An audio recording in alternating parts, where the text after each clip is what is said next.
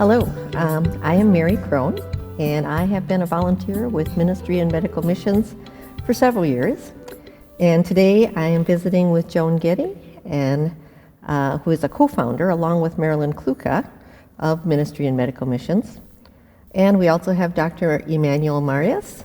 He's affectionately known as Dr. Manno, and he is from Haiti and from the clinic that Ministry and Medical Missions supports.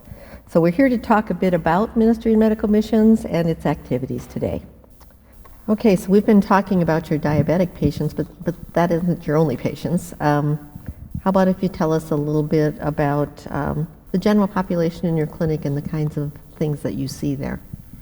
We started as a diabetic clinic, and now I would say we are a clinic that sees chronic illness. Because someone that is an epileptic patient is like a diabetic patient. They need medication to stay alive, and the parents can't afford the medications, so to keep them from seizure. We also have high blood pressure patients that cannot afford to have their medications, and we know the risk of a stroke. So we not only see diabetic, we see high blood pressure patients, we see heart failure patients. Chronic ulcers also is very important for us at the clinic. Those ulcers that are, we call them in French, rebel. I don't know how you call it in English. Those ulcers, they will never heal. We know that they will never heal. But their problem is the social impact. So if you have a family member with a chronic ulcers, it smells bad. So this person cannot be in any family gathering, cannot be around people because the smell is repulsive. Mm-hmm. So those people, we embrace them, we do dressing for them every other days and help them get rid of the smell so that they can be around their family and around people without any problems. So we have a lot of those patients with chronic ulcers. We also have a lot of patients with asthma. Asthma is very important for me. And I would usually, when someone is not paying attention to an asthmatic patient at the clinic, I usually ask people, try to hold your breath. Just see how long can you hold it. And by the time you can't anymore and you have to breathe, and I would tell them, this is how an asthmatic patient feels. You hold your breath, you can breathe, but for the asthmatic patients, they can't. They are thirsty for air. Mm-hmm. So anytime an asthmatic patient arrives at the clinic, it's an emergency. Leave everything, go take care of these patients because all they want is to be able to breathe. And many times they would show up at the clinic with no money because it's a chronic illness. Mm-hmm. And we always manage to take care of them and make them feel that anytime they have an attack, so feel free to come to the clinic and we'll take care of them. So we have quite a population of asthma patients that are following to the clinic. And also my mom is asthmatic. I know what it means to be asthmatic. And it's a tough disease, and I'm not asthmatic, but I can feel how they are, and they smile on their face. It's like one of the signs that the treatment is working. They arrive, first they can't walk. They can't be straight. You see them walking like they have to bend. Mm-hmm. And once they started to get better, they fall asleep. Mm. It tells you that they spent the night sitting because they couldn't find a motorcycle to take them to the clinic. They live so far away.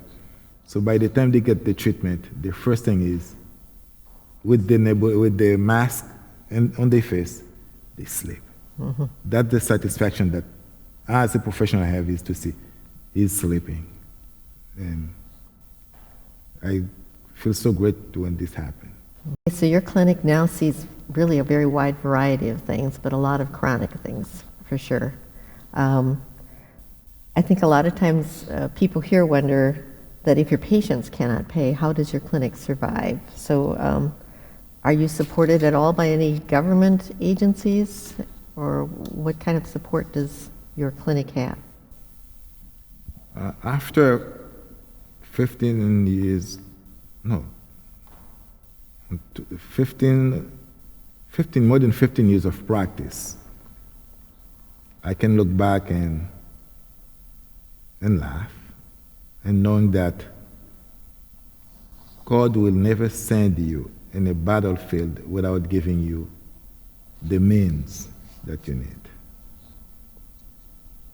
We are not funded by any government agency. We depend first on normal patients. So in Haiti, all the people aren't poor. So there are people that we can pay, people with acute illness. We kind of overcharge those patients. We give a good service. So with the extra money that we get from them, it goes to help the other patients that cannot pay. We call this the Solidarity Fund, that are paid by people that can afford to pay, that come to the clinic. Those who are always in a hurry.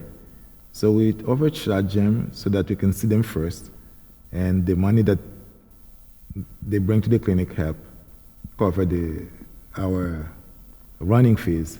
And we also work with churches. The Covenant Church of Canada is one of our supporters. They send a monthly fee to the clinic that help with our expenses. And we also work with I call them the Minnesota Group, Medical MMM, that's our name. So they've been supporting the clinic for the last 7 years.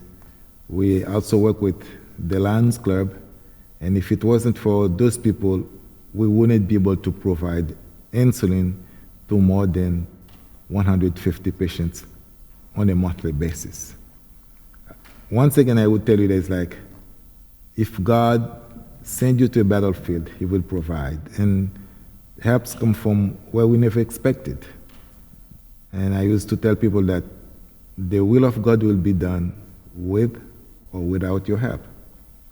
And so people like you are the ones that keep the clinic running, and every day we see miracles.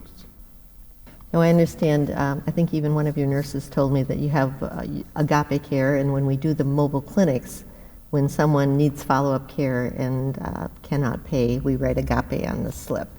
And I understand that comes from the biblical term for agape, which is defined as unconditional love, Christ-like love. And so when you talked about how you treat patients whether they can pay or not, some can, many can't. Could you talk a little bit about like what percentage do you think of your patients pay, and then give an example of maybe where an agape fund has been used, how that gets used? So we have different categories of patients at the clinic. And from my experience, we don't do charity at the clinic. From my experience, charity can be very offensive sometimes. So we have different categories. We have patients that can pay, and we also have patients that can only pay $2 US per visit. We have patients that pay $1 US. And then we have about, I would say, 20-25% of our patients that cannot pay. And when this happens, we upgrade them to agape. What does it mean when you are an agape patient? When you are an agape patient at the clinic, you are the most important patients at the clinic. So when you arrive, even if you arrive the last one, you will be seen as soon as you arrive. You have priorities. And we are so interested in your life. You know, how can we help you besides giving you the medications that you need? So you become the most important patients for us. And then in return, we are not expecting anything from you. So we don't care what you are doing with your life, who you are, except that we want you to feel welcome We want you to be happy to be part of a family. And we want you to feel that you are loved, that you are not a burden to anybody at the clinic. I used to tell them, when you come here, feel that you're at your house, and you are entitled for anything that we can offer you. So once you hit that step, you are an agape patient, and you are the most important patients for us. And I think that really meets to what Joan and Marilyn's goal was, too, of treatment with dignity and respect. That's the reason I told you that in many places, charity crucified dignity. And I know that's like in Haiti, you send the bread on the floor to a dog because you know that the dog is hungry. The dog will eat it. In many places, charity is like that. They just throw things at you because they know that you cannot refuse it. So charity in many places kills dignity. So it's important for us to make you feel special, that you are part of an agape care. It goes beyond medicine. It's value this patient as a human being. And we always say that maybe one day you can be one of us and you will be doing the same thing. Okay, well, thank you, Joan, and thank you so much, Dr. Manno. I would just like to point out, if anyone is interested in supporting Ministry and Medical Missions or in volunteering with them, you can reach out. We do have a webpage, which is MMM Haiti, Haiti, Minnesota, MN. So MMMHAITIMN.org if you want more information. Thank you.